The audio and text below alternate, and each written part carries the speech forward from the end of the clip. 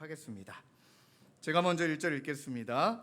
우리가 하나님과 함께 일하는 자로서 너희를 권하노니 하나님의 은혜를 헛되이 받지 말라. 이르시되 내가 은혜 베풀 때에 너에게 듣고 구원의 날에 너를 도왔다 하셨으니 보라 지금은 은혜 받을 만한 때요 보라 지금은 구원의 날이로다. 우리가 이 직분이 비방을 받지 않게 하려고 무엇에든지 아무에게도 거리끼지 않게 하고 일꾼으로 자천하여 많이 견디는 것과 환난과 궁핍과 고난과 매맞음과 갇힘과 난동과 수고로움과 자지 못함과 먹지 못함 가운데서도 깨끗함과 지식과 오래 참음과 자비함과 성령의 감화와 거짓이 없는 사랑과 진리의 말씀과 하나님의 능력으로 의의 무기를 좌우에 가지고 영광과 욕됨으로 그러했으며 악한 이름과 아름다운 이름이 우리는 속이는 자 같으나 참되고 무명한 자 같으나 유명한 자요 죽은 자 같으나 보라 우리가 살아 있고 징계를 받은 자 같으나 죽임을 당하지 아니하고 함께 읽겠습니다.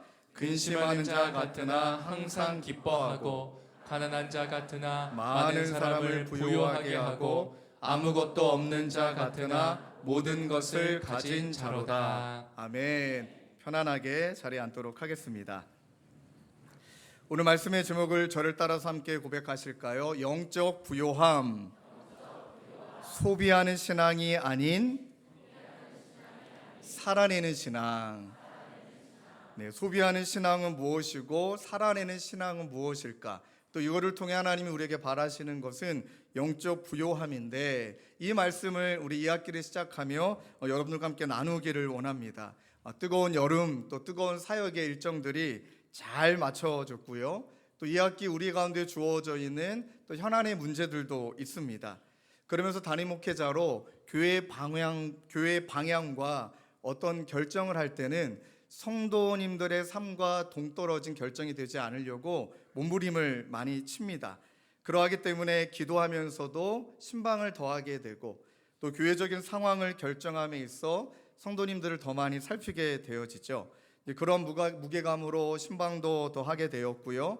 또 교회 현안에 대해서도 참 깊이 고민을 참 많이 했던 것 같습니다. 얼마나 고민을 많이 했는지 제가 이번에 태국을 잠깐 방문했을 때 그 선교지에서 제 아들이 그네를 탔거든요. 근데 그네를 타고 있는 모습에 아들이 보여야 되는데 이렇게 보이는 거예요. 8시, 10시, 12시? 아니면 그대로 가야 되나?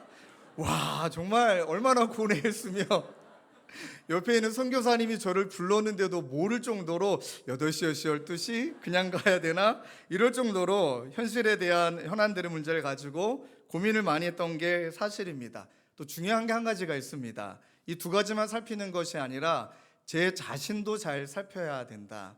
나는 지금 어떤 부분에 있어서 하나님 앞에 점검을 받아야 될까? 또 무엇으로 채워야 될까? 이 세 가지를 가지고 이번 여름을 보내며 또 외부 집회라든지 또 강단 교류로 다른 교회를 섬기면서 하나님이 계속 두 가지 제 마음에 주신 것이 있습니다. 그 무엇이냐면 지금의 시간을 통해 이 세 가지 균형을 가지며 하나님이 나에게 주시는 마음은 무엇인가?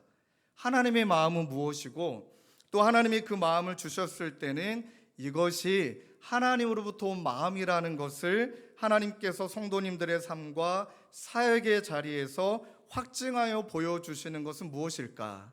이 자리에 앉아 계신 분들 중에 진로의 문제나 또 비전과 사명에 대해 고민하시는 분들이 계시다면 꼭 기억하십시오. 하나님이 그 마음을 주셨다면 그 주신 마음을 현장에서 반드시 보게 하십니다. 가정이든 또 어떤 선교의 대상자이든 또 어떤 섬김의 대상자이든 그 마음을 가지고 기도하며 시간을 보내는데 계속 뭔가 꿰지지 않는 거예요. 그러니까 구슬은 많이 있는 것 같은데 이걸 다 꿰어야 구슬이 서말이야도 이제 꿰어야 이제 보물이 되잖아요. 그러면 계속 고민하고 이 말씀은 저 말씀을 묵상하다가 태국에 도착하는 첫날, 이야 하나님이 막 쏟아부어 주시지 은혜를 주시는데 여러분 가끔 신앙생활하다가 진짜 그럴 때가 있어요. 아이를 낳으면 어미가 이제 젖이 돌잖아요. 그런 거 마냥 막 말씀을 막 쏟아부어 줄 때가 있어요. 영적으로 누군가를 책임져야 될 때나 뭔가 결정해야 될 때도 있지만 그렇게 영적인 어미가 됐을 때는 하나님께서 막 말씀을 부어주실 때가 있거든요. 태국에 도착한 첫날이 저에게 그런 날이었습니다. 근데 상황은 참 황당합니다. 어떤 상황이었냐면 이제 첫날 이사 선교사님과 함께 시간을 보내려고 선교사님이 초청하신 센터로 갔습니다. 근데 그 센터가 나중에 알고 보니까 전 세계에 흩어져 계신 선교사님들 중에 이제 소진이 되신 분, 또 영적으로 많이 낙심이 되신 분들, 또 여러 가지 상황 가운데 많이 이제 피로가 쌓이신 분들이 쉬셨다 가시는 센터였더라고요. 마치 아둘람 공동체 같았어요. 근데 그곳이라는 것을 모르고 갔습니다. 딱 갔는데 딱 냉장고 문을 여는 순간 은혜가 임했어요. 왜 그랬냐면 냉장고 문을 열었는데요. 보통 여러분들이 해외여행을 가시거나 지방의 호텔을 가면 냉장고 안에 보통 물 4개 또는 2개 그 이상은 또 돈 지불해야 되잖아요. 센터에 냉장고 문을 열었는데 음식이 가득 차 있는 거예요. 제가 좋아하는 이름이 생각났습니다. 열대과일 망고스틴. 우와, 망고스틴이며 그 과일이며 그 안에 음식들이 가득 차 있는 것을 보면서 하나님이 어떤 마음을 주셨냐면 저도 아내도 여러 번 고백했는데 환대받는 것이 이런 거였구나. 너무 위로가 되는 거예요. 선교사님의 마음이 느껴지고요. 그리고 냉장고 문을 열고 그 또 하나님 주신 은혜는 그 다음 날이었습니다. 첫날 늦게 도착했고 그 다음 날 이제 보통 조식을 안 먹고 그냥 자잖아요. 보통 우리 해 먹어야 되니까. 근데 우리 아내도 2 아들도 잤는데 전 아침에 일어났습니다. 왜냐하면 냉장고를 열어야 하니까요. 음식을 먹어야 하니까요. 하고 혼자 일어나서 냉장고 문을 열고 막 망고스틴도 꺼내고 요플레에다가 견과류 넣어서 음식을 먹는데 너무 행복한 거예요. 세상을 다 가진 기분이에요. 아침에 몇만 원짜리 조식 뷔페가 전혀 안 부러운 거예요. 딱 그때 좀 신기해요. 가끔은 하나님이 귓가에 종철하라 이렇게 말씀하시진 않고 말씀이 들리진 않는데 말씀이 딱 하고 떠오르는 거예요. 그 말씀 이 말씀이에요. 너희를 부르시는 이는 미쁘시니 그가 또한 이루시리라. 종철아, 너를 부르시는 것도 나고 주님의 교회를 부르시는 것도 나고 그 부르신 나는 미쁘시니 신실하니 내가 이룰 테니까 너 걱정 좀 그만하고 누려라. 실제로 이사 선교사님하고 선교지를 돌아보는 그 시간을 가지려고 그랬는데 제가 선교사님께 설득을 당했습니다. 선교사님과 저랑 20년 지기 서른배 사이고 군대 때부터 지금까지 함께 했기 때문에 이제 이렇게 형이 이제 말합니다. 이제 종철아 또는 선교사님 목사님 얘기 안 하고 친할 때는 형 또 종철아 이렇게 이야기하거든요. 이 말에 제가 압도당했습니다. 종철아 쉬었다가 뭘 또 일하려고 해. 여긴 나한테 알아서 맡기고 왜 헌금 보낸 게 어떻게 쓰이는지 걱정돼? 막 그런 말 있잖아요. 근데 좀 쉬었다가 하고 사역을 안 시키는 거예요. 자꾸 먹이고 맛있는 데 데려가시고 그 첫날 또 제가 망고스틴을 좋아하는 걸 아마 형이 알았던 것 같아요. 아침에 먹으면서 너를 부르시는 건 나니까 내가 이룰 거니까 좀 쉬었다가 딱 그 마음을 주시는데 혼자 아침에 막 음식을 먹으며 말씀을 보며 막 눈물이 나는 거예요. 그리고 갑자기 찬양이 툭 하고 터졌어요. 이 찬양이 찬송가 391장인데 여러분 그럴 때 있잖아요. 모든 상황이 복잡하고 막 어지럽고 해야 될 일도 많은데 그 모든 것들을 하나님이 한 방의 은혜로 베풀어 주시사 모든 게 괜찮아지는 상황들, 그 은혜를 경험하며 사시는 줄로 믿습니다. 이렇게 아멘이 적으세요. 주여 어떡하오리까. 그러니까 너무 죽을 것 같은데 하나님이 주시는 은혜 한 방 때문에 모든 게 다 해결이 되는 듯한 느낌. 딱 그날이었어요. 둘째 날 아침에 막 음식을 먹고 너무 기쁘고 막 환대받는 마음에 이 말씀과 더불어 하나님이 찬양 하나를 툭 하고 제 입에 또 이렇게 나오게 하셨어요. 이 찬양이에요. 증량 못할 은혜로 채우시 죄송합니다. 또 그때가 생각나네요. 늘 성령에 감아주사 큰 기쁨 중 주님을 찬양토록 내 믿음을 도우시네. 함께 찬양할까요? 메마른 땅을 종일 걸어가도 나 피곤치 아니하며 저 위험한 곳 내가 이를 때면 큰 바위에 숨기시고 주 손으로 덮으시네. 아멘, 아멘. 이 찬양을 툭 하고 주시는데 가사 한마디 한마디가 너무 힘이 되고 위로가 되는 거예요. 측량 못할 은혜로 채우신다.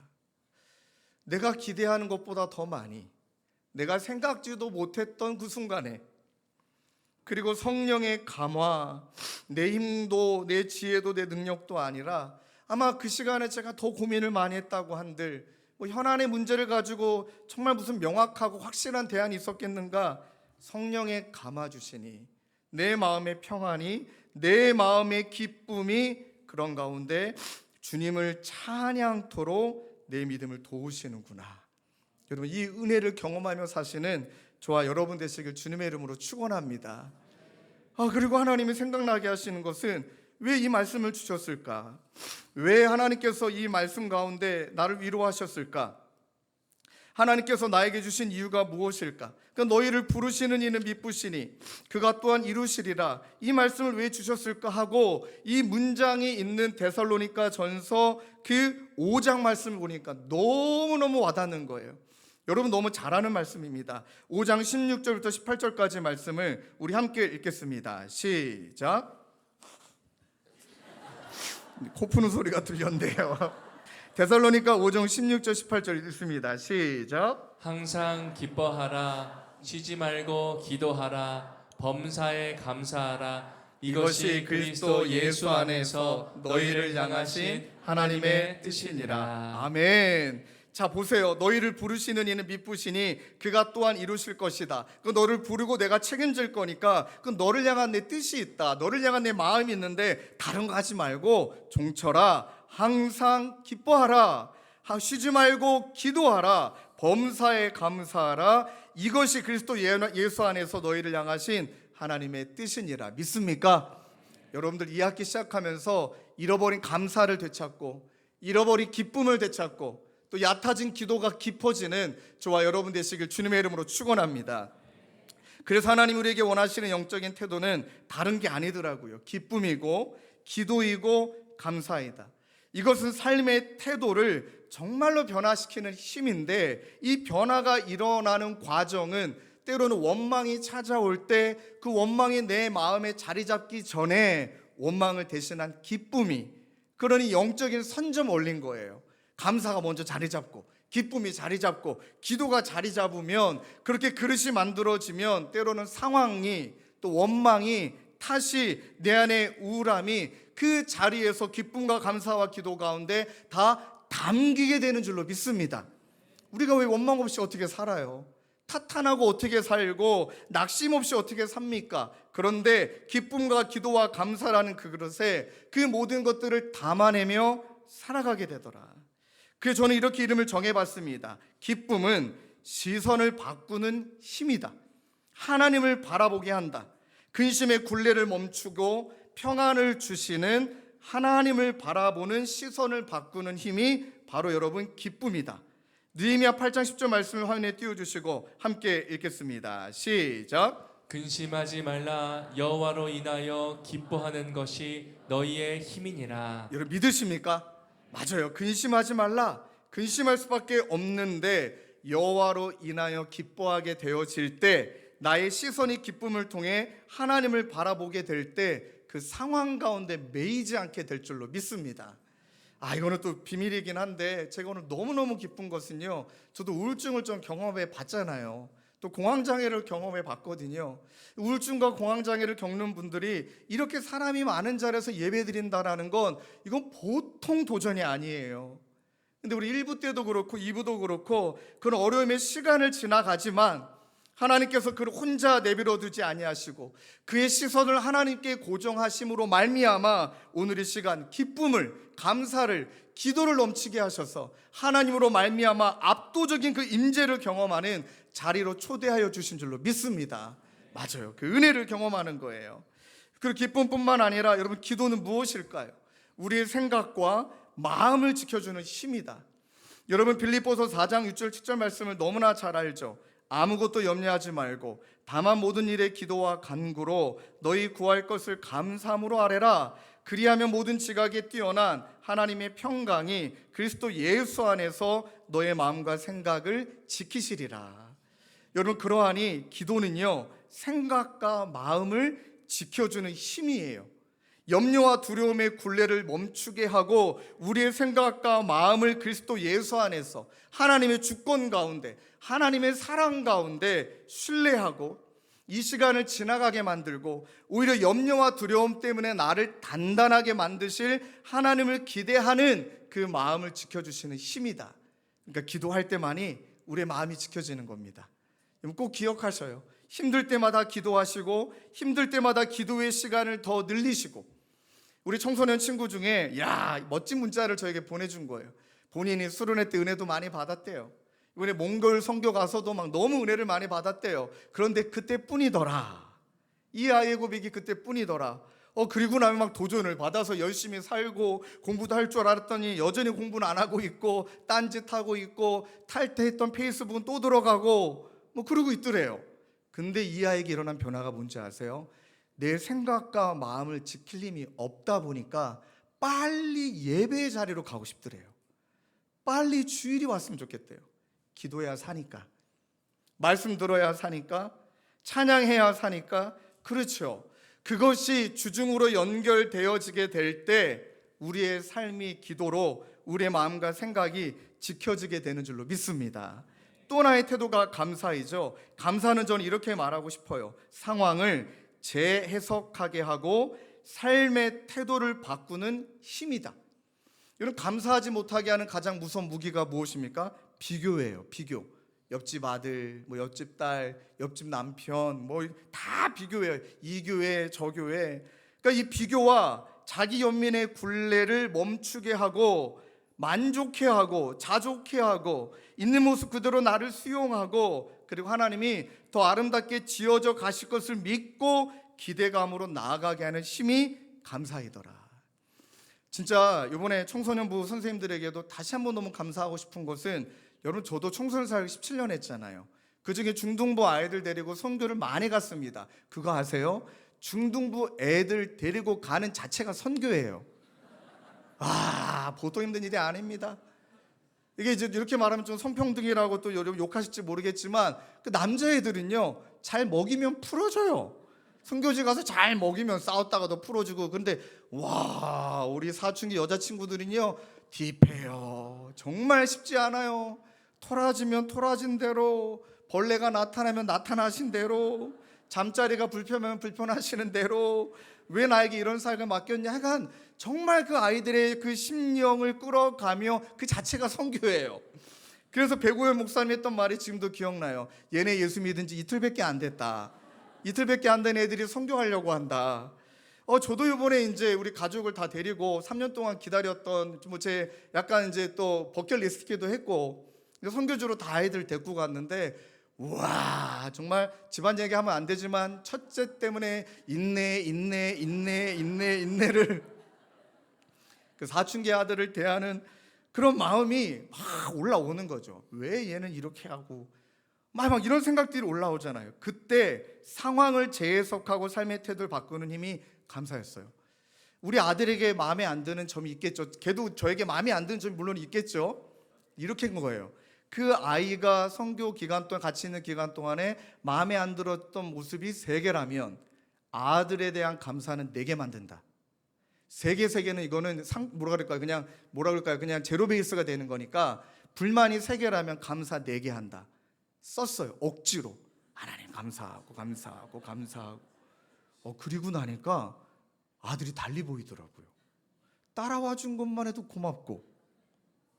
그리고 이제 그 아이가 원하는 것을 좀 채워지니까 근데 자기만이 원하는 것을 딱 채워주니까, 물론 그 채워주기까지 아내랑 사인을 주고받으며 참자며 그런 시간을 보냈지만 딱 채워주고 나니까 그 다음날 장애인 거기 있는 우리 특수학교 친구들하고 축구하는데 얼마나 잘 놀아주는지, 상황을 재해석하고 삶의 태도를 바꾸는 건 감사더라. 반대로 왜 나는 이렇게밖에 못할까?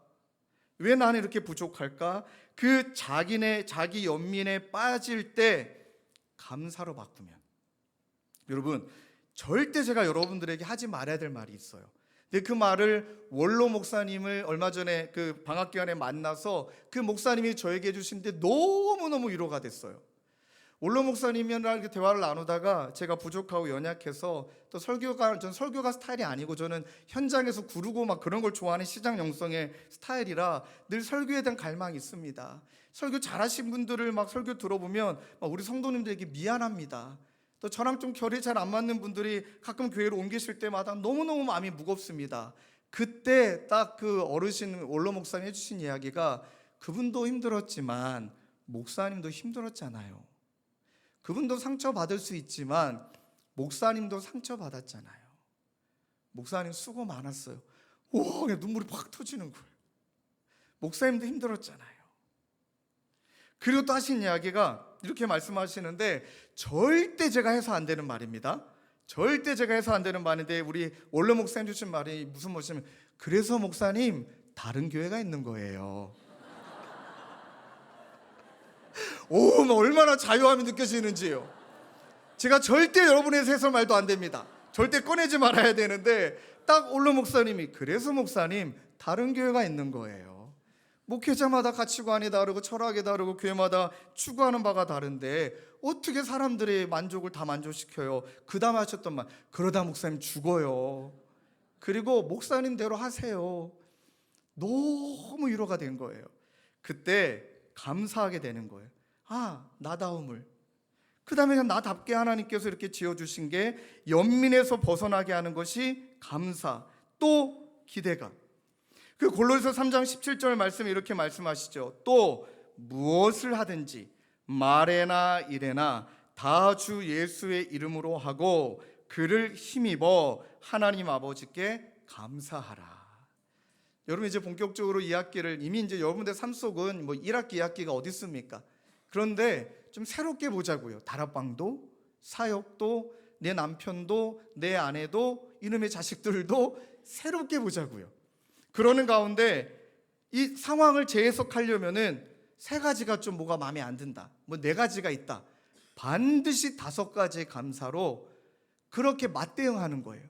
그렇게 내 마음을 채우는 거예요. 그 여러분 진짜 신기합니다. 49대 51의 싸움이더라고요. 1%와 2%의 마음을 더 드리는 곳에 반드시 기울게 돼 있다. 그런 감사가 넘치게 되고 상황을 재해석하게 되고 그 태도를 바꾸고 기대감으로 나아가게 하는 힘을 주신다. 여러분 믿으십니까? 이 마음을 주셔서 냉장고 문을 열고 닫을 때마다 너무 기쁜 거예요. 와, 하나님이 지난 3년 동안 주님의 교회를 인도하셨구나. 하나님이 친히 책임져 주셨구나. 감사와 기쁨.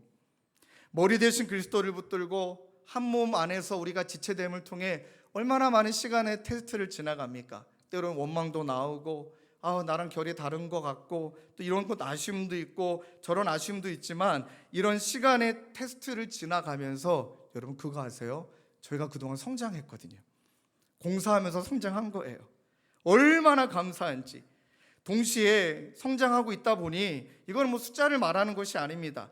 현실적인 문제가 드러나죠. 좀 더 시스템도 가다듬고 그 다음에 예배당의 문제, 주차 공간의 문제, 뭐 봉사자의 피로도, 이 모든 수반된 문제를 가지고 함께 고민하고, 또 여러분들도 어떤 분은 막 저에게 문자를 주셔서 목사님 제가 더 열심히 할 테니까 염려 마시라, 제가 더 열심히 교회를 섬길 테니까 목사님 나에게 맡겨주시라, 막 그렇게 마음을 주시는 성도님 때문에 감사하고 기뻐하고, 그러는 가운데 교회가 어떤 것이 건강하고 교회는 어떻게 유기적으로 나아가야 되는가를 놓고 기도하고 고민하고 책 보고 말씀 보게 하시는 시간이 너무너무 감사하더라고요. 여러분께 말씀드린 대로 뭐 당장 9월 달에 8시, 10시, 12시 예배 분산 안 할 겁니다. 왜 안 하냐면 이제 우리 본질을 좀 더 추구해보자. 감사, 기쁨, 조금 객관적으로 말한다면 감사와 기쁨과 기도가 반대적인 개념보다 하나만큼 더 많지 않다면 어떤 사역도 하지 말자. 그러니 남편도 아내도 가정도 사역을 바라볼 때 감사가 한 번 더, 기쁨이 하나 더, 기도가 한 꼭지 더 들어가 있는 상태로 만들고 나서 하나님이 정하신 때에, 하나님이 이끄신 때에 그때 이것을 그냥 풀어가는 대로 순리대로 따라가는 저와 여러분 되시길 주님의 이름으로 축원합니다. 그래서 이번 두 번째 두 가지가 더 필요한데요, 이런 감사와 기쁨과 기도가 선점되는 것뿐만 아니라 우리가 하나님이 원하시는 영적인 태도가 있는데, 여러분 이걸 꼭 기억하셔야 됩니다. 따라 하실까요? 영적 부요함. 이건 두 가지로 좀 설명할 수 있는데, 첫째는 영적인 소진이 아니라 영적 부요함의 자리로 나아가기를 하나님이 정말 바라시더라고요. 3년 지나면 소진될 만 하긴 해요. 저도 이번에 태국 가서 느꼈던 부분이 소진됐다라는 걸 깨달았어요. 괜찮은 줄 알았어요. 그런데 이사 선교사님과 김미소님과 대화를 나누는 가운데 내 안에 피로도가 누적이 됐고 체력도 많이 한계가 됐고, 또 한 가지 솔직하게 사역적으로 힘든 건 괜찮은데 제일 힘든 게 뭡니까? 관계잖아요. 담임 목사로서 어려운 관계에 들어가 또 화목제물도 돼야 될 때가 있고, 또 오해받는 분을 만나 또 풀어줄 때가 있고, 하여튼 제일 힘든 게 관계잖아요. 이런 관계의 긴장감 속에 마음이 소진됐던 게 사실인 거예요. 그런데 깨달았습니다. 소진됐을 때 꼭 기억하십시오. 그 소진됐다고 느낄 때 바로 채워야 된다는 마음 갖지 않으면 큰일 납니다. 소진이 침체로 빠져요. 큰일 납니다. 저는 이번에 태국을 갔다 온 곳이, 또 제주도를 갔다 온 곳이, 현장 선교지에 갔다 온 곳이 저에겐 너무나 큰 체험이에요. 제주 선교를 갔는데 그 더운 날 페인트 칠하는, 또 안 해본 페인트 칠한다고 옷을 다 묻히고 있는 우리 한현수 목사님, 막 얼마나 예쁜지. 일을 많이 안 해봤더라고요. 네. 농담이에요. 너무 이쁜 거예요. 뭐 페인트 칠을 몸에 다 하고 있는 것 같아요. 그런데 언젠간 우리 한현수 목사님이 수요예배 때 나눴지만, 이제 초신자인 한 형 정민 형제가 이제 그 아내 집사님의 아내 자매 개업 예배 갔다가 형제가 페인트 칠을 굉장히 잘하는 전문가거든요. 이번에 제주도 한번 가서 좀 도와주고 왔으면 좋겠다. 그 말에 기쁨으로 순종해서요. 목요일날 저녁에 삽이 다 털어갖고 개인 비용으로 내려가서 페인트를 하루 만에, 그게 참 그런 거예요. 그러니까 비전문가들이 열심히 다 했는데 전문가 한 명이 와갖고 모든 걸 끝냈어요. 그때 그 허탈함과 감격과 말하지 못한 애매한 감정 있잖아요. 그 모든 걸 다 해내고 올라갔어. 그다음 그 금요일 또 저녁에 올라갔거든요. 그러니까 저에게 소진됐을 때 저에게 채워지는 것도 여전히 사람이었더라고요. 쉬는 게 아니에요. 뭐 아무것도 안 하고 뭐 12시간을 자든 14시간을 자든 뭐 어디 좋은 데 가서 맛있는 거 먹고 오든 물론 그것도 채워지는데, 저는 저를 알아요. 그렇게 열심히 하나님의 마음으로 최선을 다하는 그분들을 볼 때 힘이 불끈 나요. 이번에도 김희도 선교사님, 이사 선교사님과 교제 나누는데 막 열정이 나고요. 진짜 내년에는 우리 성도님들 다 선교 보내야겠다. 내년에 막 국내 선교도 가야겠고 막 너무 하고 싶은 마음이 막 드는 거예요. 그게 무엇이냐면 충전되고 있다라는 증거예요, 여러분. 소진돼서 침체되면 무기력해집니다. 아무것도 하기 싫어요. 그러니까 누가 말하면 다 잔소리처럼 들려요. 근데 속에서 에너지가 나와요.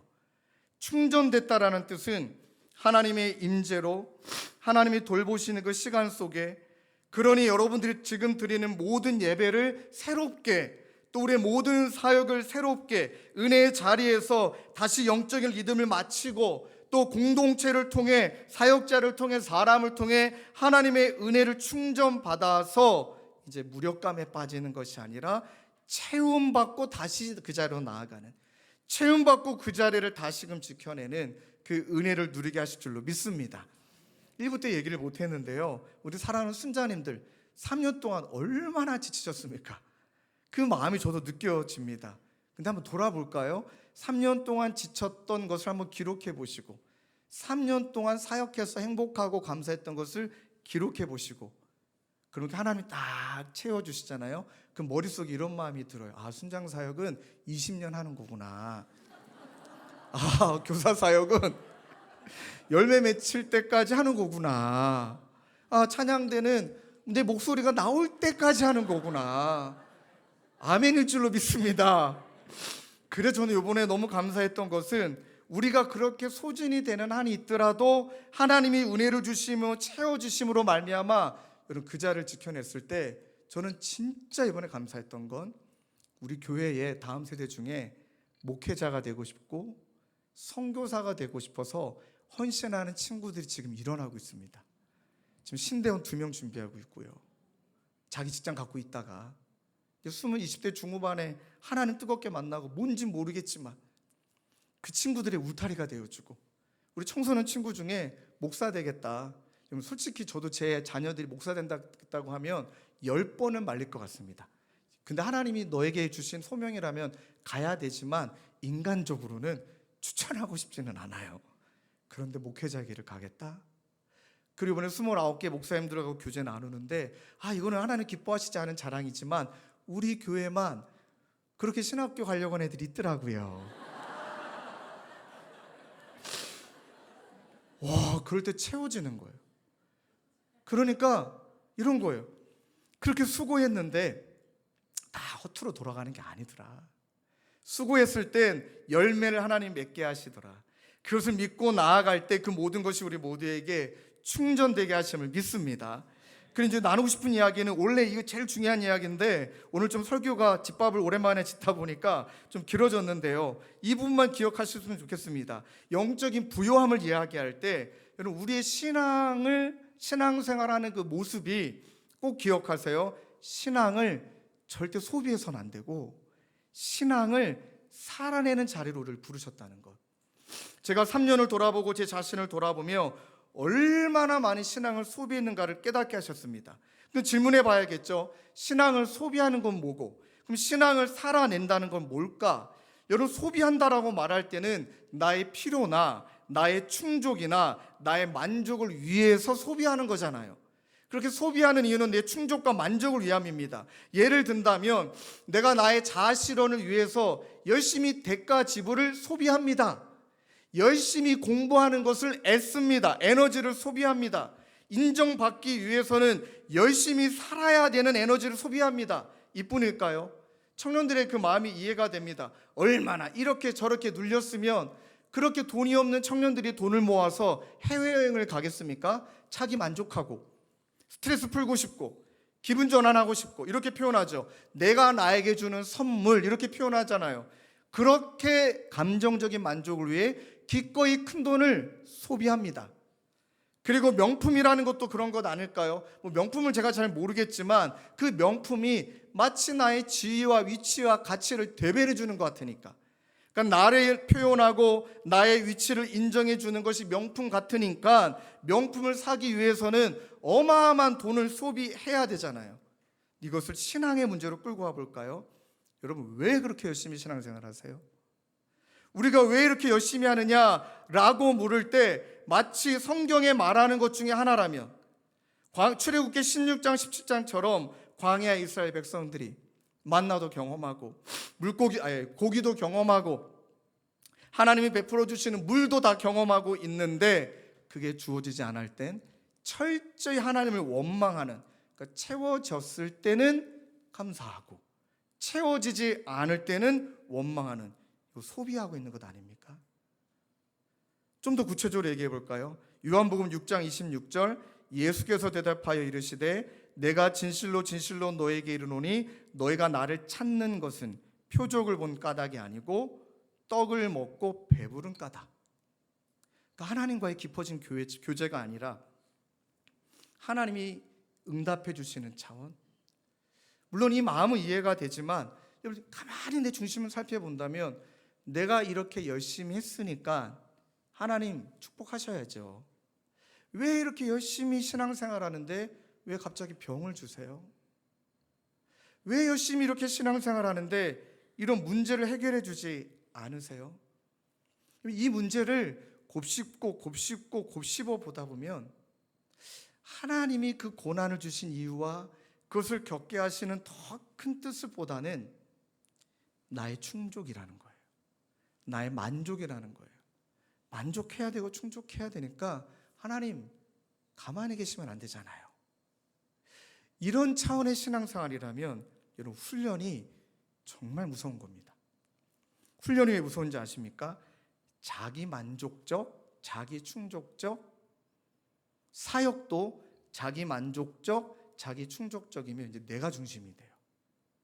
그리고 이전엔 내가 믿음이 약했지만 믿음이 강해지는 그 이유가 훈련을 통해서 이전보다 더 지식적으로 하나님을 많이 알아가는 체계가 하나님과의 깊어지는 관계가 아닌 그런 나의 만족과 충족을 위해서라면,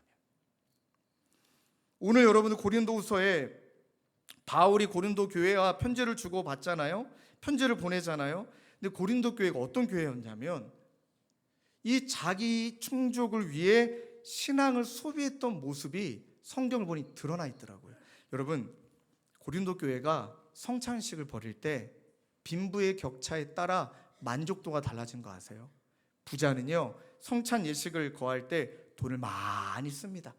좋은 빵도 사고 포도주도 좋은 거 내오고, 그 다음에 돈을 많이 들여 성찬 예식을 벌이죠. 그 많은 사람들이 딱 그 사람을 보며 와, 믿음이 좋은 사람이네. 근데 돈이 별로 없어요. 근데 성찬 예식은 중요하니까 해야 돼요. 가난해요. 그러니 배고프면 그 가난한 대로 성찬식을 하지만 많은 사람들이 그들을 바라보며 아니 뭐 하나님이 저 믿음이 적으니까 가난한 가운데 배로 내비로 둔 거고, 그 가난하면 수치니까 그렇게 소비하는 형태. 또 무엇이 있는지 아십니까? 그 당시에 바울파, 아볼로파, 개바파, 그리스도파, 그러니까 각자 원하는 방식이 있는 거예요. 나는 좀 인문학적으로 뛰어난 목사님, 나는 철학적으로 좀 더 뛰어난 목사님, 나는 강해 설교를 잘하는 목사님, 다 스타일이 다를 수 있지만 각자가 원하는 방향이 있다는 거예요. 그리고 그 원하는 그 목사님과 원하는 지도자와 함께 그 색깔을 맞춰서 드러내면서 서로 분쟁하고 있는 모습, 서로 비교하고 있는 모습, 서로 경쟁하고 있는 모습이 그 고린도 교회에 나타난 소비 형태예요. 또 하나가 있죠. 자기를 표현합니다. 은사가 대단했던 교회입니다. 방언 있고요, 예언도 있고요, 병고침도 있습니다.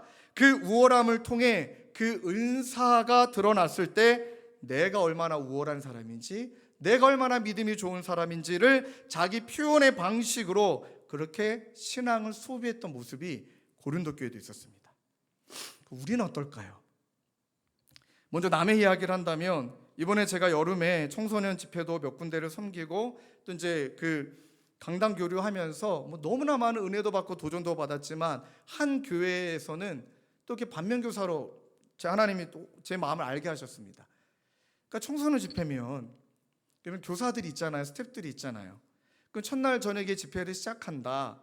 근데 밖에서 선생님들이 고기를 구워 먹으시면서 교제를 나눈다. 이거는 이해가 되세요? 전 이런 장면을 보면 약간 못 참아요. 아직은 청소년에 대한 좀 끌어오르는 뭔가가 있나 봐요. 안에서 애들이 예배 드리고 있는데 밖에서 선생님들이 고기를 꼬고 있어요. 그래서 제가 이제 얘네들이 집회 끝나고 나중에 간식으로 고기를 먹나? 근데 맞기는 맞았더라고요. 그런데 선생님들과 대화를 나누면서 제가 깜짝 놀랐습니다. 휴가 내고 왔으면 우리도 즐기는 시간이 있어야죠. 애들 이제 집회로 몰아놨으니까 이제 본인들끼리 음료수 마시며 고기 먹으면서 교제 나누고 계신 거예요. 와, 제가 화가 진짜 많이 나더라고요. 뭐 하는 짓이, 죄송합니다. 이게 뭐 하는 모습이지? 그래 집회가 시작됐는데 애들이 찬양 시작했는데 누워 있어요. 얘네들이 벌써 입신에 들어갔나? 은혜를 받고? 아니에요. 듣기도 싫고 그냥 누워 있는 거예요. 그래서 설교 시작하려고 하는데 벌써 10명 누워 있어요. 얘들아 일어나자. 그럼 이게 설교자에 대한 예의가 아니라 예배를 드리는 하나님에 대한 예의잖아요. 그 하나님이 살아계시니까 너가 아직 하나님 모른다 할지라도 예의는 우리가 갖춰야 되지 않을까? 누워있는 친구들 잠깐 일어나지 않을까? 그랬더니 딱 나오는 말이 에이 10원 20원 막 욕하고 확 나오는 거예요. 그 순간에 정말 저는 옛날에 청소년 사귈 때 애들을 팼거든요. 네, 실제로 막 몽둥이 들고 막 근데 요즘 그랬다면 큰일 나잖아요. 근데 그 순간에 이건 얘네 책임이 아닌 거예요. 이 교회 책임인 거고 이 교회에 맡겨두신 너무너무 좀 강하게 말씀드려 죄송하지만 교사 책임이에요. 어른들 책임입니다. 아니 밖에서 고기 구워 먹고 저러고 계시니 애들 이럴 수밖에 없지. 하고 저녁 집회를 또 9시 반에 끝내야 된대요. 왜 끝내냐 되냐? 애들 고기 먹여야 된다고. 완전히 주객이 전도된 상황을 보면서 그때 딱 깨달았던 게 뭐냐면 여러분 소비하는 신앙이 이렇게 무서운 거예요. 자기 만족, 훈련, 사역, 봉사, 예배 안 되겠다 싶어서 아예 첫날 저녁에 얘기했습니다. 나 다시 안 불러줄 거 안다. 나 이 교회 담임 목사도 아니지만 할 말은 해야 될 것 같다 하고 둘째 날 집회 때 선생님들 맨 앞자리에 앉으시라고 밖에서 괜히 어슬렁거슬렁 하지 마시고 또 밖이 똥냄새가 엄청 났거든요. 그 근처에 그 우사가 있는데 무너져 갖고 근데 똥냄새가 진동하니까 괜히 그 똥냄새 맡으면 고기 구우지 마시고 들어오시라 하고 선생님들한테 앞자리 맨 앞에 앉으시라고 30분 전에 앉아서 기도하시라고 얼마나 불만을 저한테 목사에게 지금 뭐야? 이 얘기까지 제가 들었거든요. 그러니까 야, 이 교회는 도대체 무슨 교회일까? 어차피 안 불러줄 거 뻔히 아니까 내 할 일 하고 가야겠다 해갖고 첫날 둘째 날 집회를 8시 시작해서 제가 새벽 2시까지 했습니다. 내가 죽든지 니네가 죽든지 목이 저도 다 갔어요. 그날 그냥 2시까지 창세기부터 요한계시록까지 구원의 구속사와 그 다음에 청선사역은 뭐냐 하면 막 이제 나중에는 어떤 느낌이냐면 지치다 포기한 얼굴이더라고요. 그때 이제 은혜를 받더라고요. 하고 막 찬양하고 기도하고 2시간 새벽 2시가 되도록 막 간절히 할 때 그때 진짜 깨닫는 게 있습니다. 여러분 소비하는 신앙의 교회 속에 소비하는 신앙의 우리의 모습 속에 애들은 그게 전부인 줄 아는 거예요. 너무 많이 갔지만 다시 돌아온다면 그래서 여러분 진짜 중요한 것이 소비하는 신앙이 아니라 살아내는 신앙은 과연 뭘까? 훈련이라면 더 많이 알아가는 게 아니라 진짜 살아내는 훈련이라면 더 깊이 순종하는 자리로 나아가는 것이에요. 제자훈련생, 사역훈련생 꼭 기억해 주십시오. 더 많이 알아가는 것, 더 많이 정보를 정리하는 것, 그리고 내가 더 많이 교회를 알아가는 게 아니라 훈련은 더 깊이 순종의 자리로 나아가는 거고요. 사역은 나를 드러내는 자리가 아니라 그리스도를 드러내는 자리예요. 열심은 자기 과시, 자기 만족, 의무, 습관, 인정받지 못할 때 실망이 아니라 하나님이 나에게 베풀어 주신 은혜에 대한 감사의 응답으로 들어지는 자리가 열심히 돼야 될 줄로 믿습니다. 그것이 본질이더라고요. 이 본질을 우리가 그릇을 갖추지 않은 채 어떤 것을 추구하고 어떤 것을 노력한다. 그래서 고린도서 6장 1절에 이렇게 말씀하십니다. 우리가 하나님과 함께 일하는 자로서 너희를 권하노니 하나님의 은혜를 어떻게 해요? 헛되이 받지 말라. 이 말씀을 신학자들이 다양하게 해석하지만 저는 그 말씀을 엮다 보니까 은혜를 소비하지 말라. 신앙생활을 소비하듯 하지 말라. 그렇게 다가와요. 그리고 2절 말씀과 쭉 연결되는 말씀이 이사야 49장 8절 말씀을 인용해서 펼쳐가는 말씀이거든요. 49장 8절 말씀을 화면에 띄워주시고 우리 함께 읽겠습니다. 시작. 여호와께서 이같이 이르시되 은혜의 때에 내가 내게 응답하였고 구원의 날에 내가 너를 도왔도다. 내가 장차 너를 보호하여 너를 백성의 언약으로 삼으며 나라를 일으켜 그들에게 그 황무하였던 땅을 기업으로 상속하게 하리라. 아멘. 이 말씀을 보면은 하나님께서 이미 그들을 구원하신 다음에 그 다음에 약속의 땅 가나안 땅을 상속하셨죠. 그럼 여러분 꼭 기억하셔야 되는 오늘 본문 말씀의 핵심은 바울이 말하고자 하는 것은 하나님의 은혜를 헛되이 받지 말라고 말하면서 이미 그 모든 것이 우리에게 다 주어졌다. 그리고 이미 우리는 은혜를 받았다. 이미 우리는 은혜를 받았고 이 은혜를 위하여 내가 한 것도 아무것도 없다. 은혜를 받았고 이미 상속이 우리에게 주어졌는데 그 날이 아직까지 우리에게 이루어지지 않았으니까 우리가 해야 되는 것은 은혜를 붙들고 이미 그것이 내 안에 이루어짐을 믿고 그 다음에 믿는 가운데 자꾸 내 안에 은혜를 무너뜨리는 것과 싸워야 된다. 그러니 믿음으로 살아내는 형태로 유산을 이어간다는 거예요.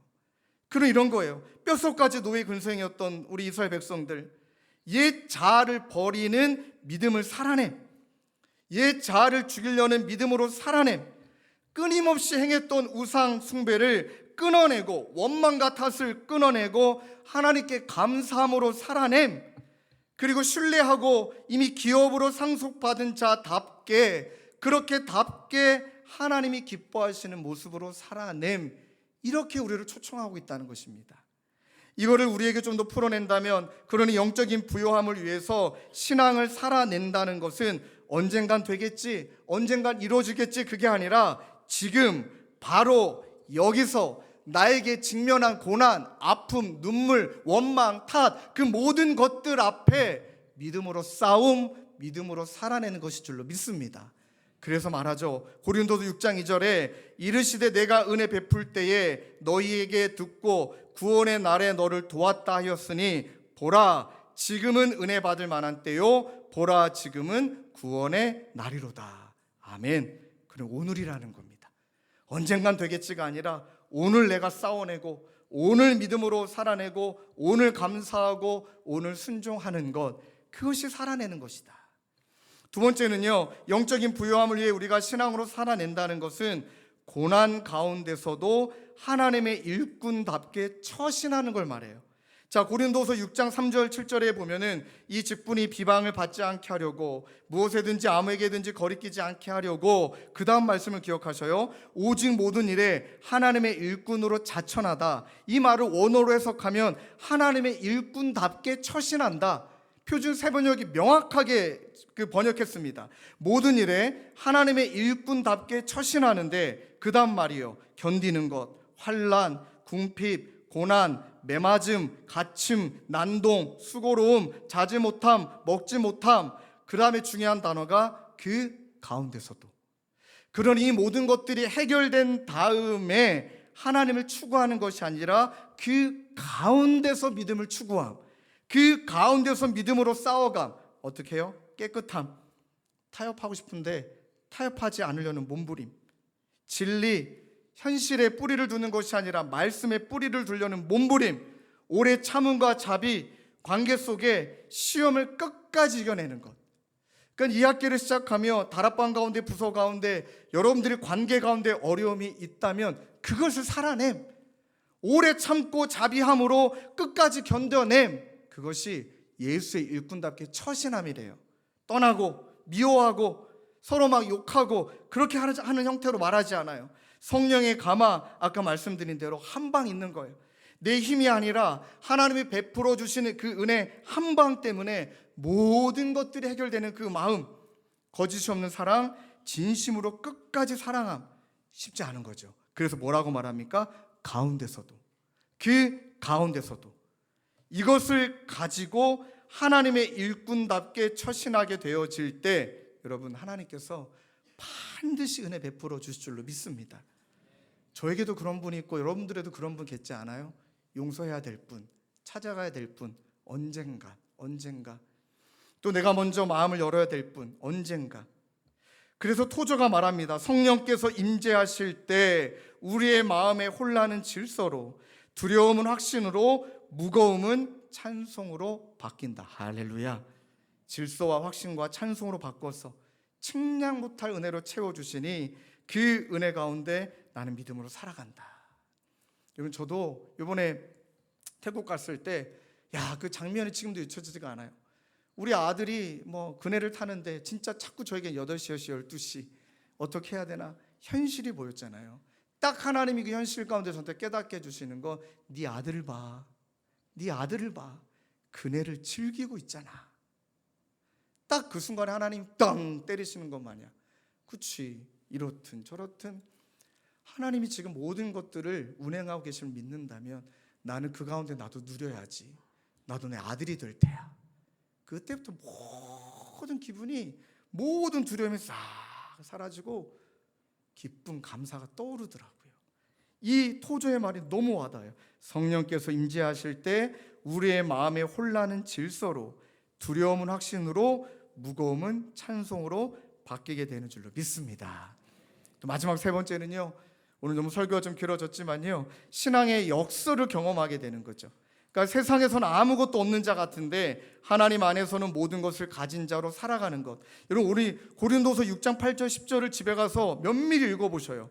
평가의 역설, 존재의 역설, 생명의 역설, 감정의 역설, 소유의 역설, 이 모든 것들을 통해 나는 없는 것 같은데 다 가진 자고, 나는 부족한 자 같은데 이 모든 것들을 소유했다. 이 모든 것들을 통하여 결국 나는 하나님을 소유하고 있고, 그 하나님이 나를 소유하고 계시고 나는 하나님을 가진 자로다. 이렇게 고백하는 저와 여러분 되시길 주님의 이름으로 축원합니다. 그럴 때는 수용성이 넓어지는 거더라고요. 여러분, 진짜 나는 가난한데 또 누구를 섬겨요? 왜요? 하나님을 가지고 있으니까. 나는 지금 너무나 감정적으로 힘들고 근심하는 것 같은데 주님이 만져주시는 성령의 기쁨이 있으니, 여러분, 약함의 역설을 아십니까? 약함은 제가 요즘 얼마나 좋아하냐면, 다음 주에 좀 나누겠지만, 약함이 누군가의 마음을 이해하는 엄청난 강함이더라고요. 약한 사람이 약한 사람의 마음을 알아요. 아픈 사람이 아픈 사람의 마음을 알아요. 그 약함은 그때가 강함이더라. 이 말씀이 이제서 이해가 돼요. 약함은 엄청 삶을, 바운드를 넓혀요. 그러니 여영미라는 시인이 말한 도마라는 이 글이 마치 모든 걸 꿰주는 것 같아요. 우리 홀트예배 성경부에 한 분이 이 글을 옮기셨는데 이 시가 너무나 성경과 연결되더라고요. 들어보시겠습니까? 방패보단 도마가 되기로 했어. 모두가 피하는 칼 늠름히 받아내며 울퉁불퉁한 모든 삶의 재료 내 안에 알맞게 반듯해지고 다져지는데 까짓 칼자국이야. 한두 개일 때 흉터, 좀 시간이 지나면 그것이 많아지면 삶이 되고 보면 꽃보다 향기로운 무늬가 된다. 저는 이 시가 너무 와닿았던 것은 까짓 상처쯤이야, 까짓 자기 연민쯤이야, 그까짓 것 칼자국쯤이야. 나는 방패가 되기보다는 그 모든 것들을 담아내서 하나님이 바라고 원하시는 아름다운 삶의 열매를 올려드릴 거야. 아름다운 요리를 올려드릴 거야. 여러분, 그것이 신앙의 역설인 줄로 믿습니다. 말씀을 정리하며 함께 찬양하며 기도하기를 원해요. 여러분, 지금 영적으로 소진되어 계십니까? 아니면 신앙을 소비하고 계십니까? 아니면 신앙을 살아내고 영적인 부유함의 자리로 나아가고 계십니까? 그렇다면 이 충만이라는 찬양이 우리에게 오늘은 좀 새롭게 다가오기를 원해요. 하나님, 무명이에요. 나 가지고 아무것도 없어요. 내세울 거 없어요. 근데 공허하지 않아요. 예수님이 계시니까. 하나님, 지금 고난이 심해요. 그런데 견뎌낼 수 있는 것은, 내가 쓰러지지 않았던 것은 하나님의 계획을 믿기 때문이에요. 주님, 실패했어요. 그런데 다시 일어설 수 있는 것도 오직 예수님이 나의 부유함 때문임을 고백합니다. 우리 함께 찬양하며 기도의 자리로 나아가시도록 하겠습니다. 무명이어도 공허하지 않는 것을 예수 안에 난 만족함이라. 아멘. 난 만족함이 가난하여도 부족하지 않은 것은 예수 안에 오직 나는 부요함이라. 아멘. 고난 중에도 견뎌낼 수 있는 것은, 고난 중에도 견뎌낼 수 있는 것은 주의 계획 믿기 때문이라. 실패하여도 일어설 수 있는 것은, 아멘, 일어설 수 있는 예수 안에 예수 안에 오직 나는 승리함이라. 난 예수로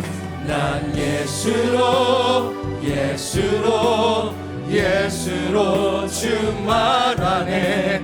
난 예수로 충만하네. 난 예수로 충만하네. 영원한 왕 내 안에 살아게. 고백하실까요? 내 몸이 약해도 낙심하지 않는 예수 안에 나는 완전함이라. 하나님 치유의 은혜도 하나님 우리가 허락하실 것을 믿기에 화려한 세상 부럽지 않은 것을 난 예수로 충만함이라. 난 예수로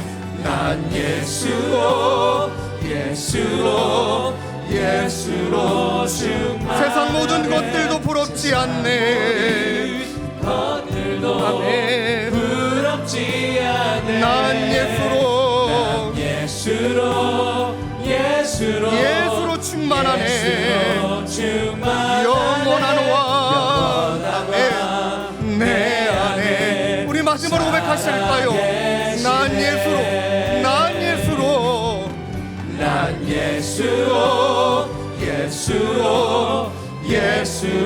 충만하네. 세상 모든 풍파도 두렵지 않네. 난 예수로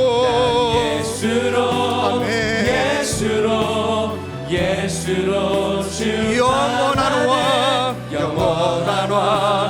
내 안에. 우리 이어서 마음을 다해 선포합시다. 예수로 사네. 그 힘으로 서네. 예수와 가네. 그의 길을 걸어갑니다. 그 안에서 오직 그의 영광을 보. 예수로 예수의 삶으로 사네. 사랑하는 성도님들, 우리 괜찮으시다면 자리에 다 일어나셨으면 좋겠습니다.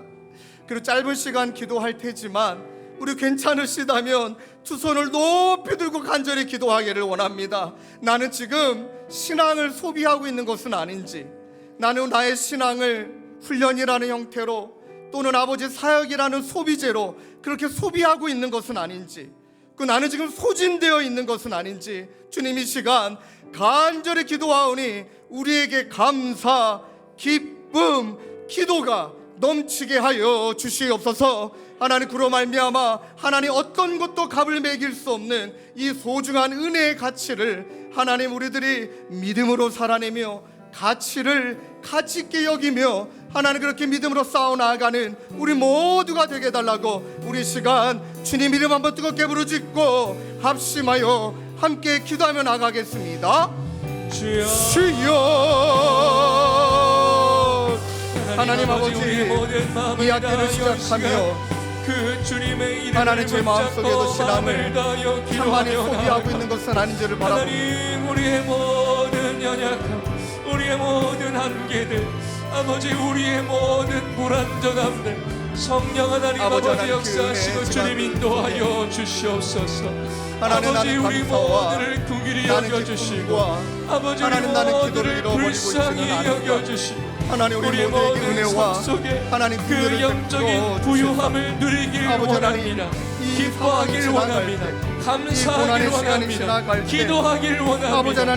주님, 우리 현실 속에 이 신앙의 역사를 경험할 때 나는 너무 가난한데 나는 우리를 부요하구나. 주도하시는 나는 너무 넓고 연약한데 깊은 은혜를 하나님이 나를 경험케 하여 붙들고 주시옵소서. 계시는구나. 주 이름을 아버지 하나님, 나는 부르짖고 욕되는 주님을 신뢰하며 나아가는 아버지 하나님, 모든 살아있는 우리의 징계를 받은 자 고백마다 같으나 우리 하나님, 개인마다 근심하는 우리 자 같으나 가정마다 우리 기뻐하고 교회마다 가난한 자 성령 같으나 하나님 주도하시고 많은 사람을 인도하여 부욕하고 있구나. 주시옵소서. 아무것도 성령의 없는 자 충만함이 같으나 우리 가운데 모든 것을 회복되기를 가진 자로 원하며 있구나.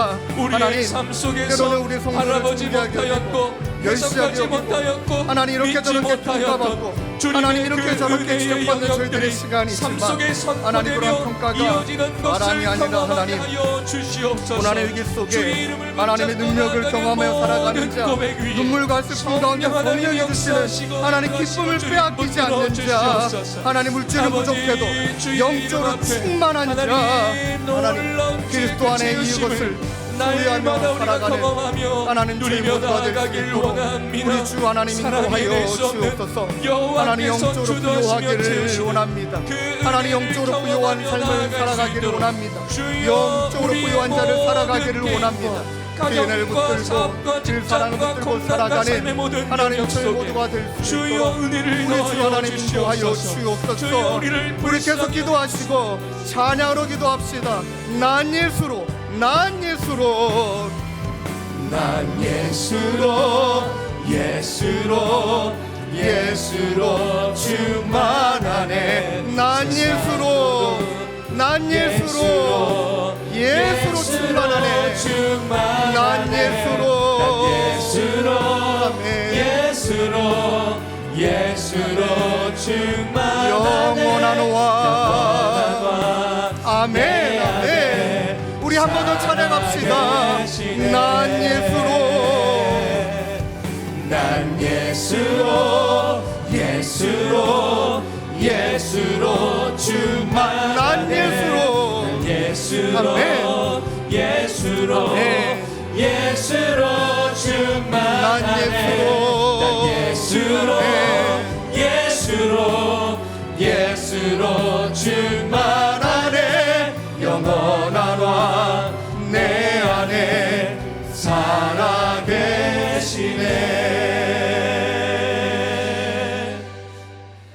하나님 아버지, 오늘 이 시간 우리 모두를 영적인 소진의 자리도 아니고 아버지 우리의 신앙을 소비하는 자리로 우리를 불러주신 것이 아니라 이 신앙의 역설, 가난한 자 같은데 너무나 부요하고 세상의 기준으로는 아무것도 없는 것 같은데 예수 한 분으로 나는 너무나 행복하고, 하나님 바울 또한 끊임없이 고린도 성도들이 그의 사도권을 공격하고 너가 목사답냐? 너가 순장답냐? 너가 그 직분에 맞는 자답냐? 끊임없이 우리를 향하여 평가하고 공격할 때 주님이 알아주시는 그 은혜, 그리고 하나님이 바라보시는 평가, 그렇게 너는 나로 충만하니? 사람들의 시선과 이 세상의 시선이 아니라 너 나 바라보고 있니?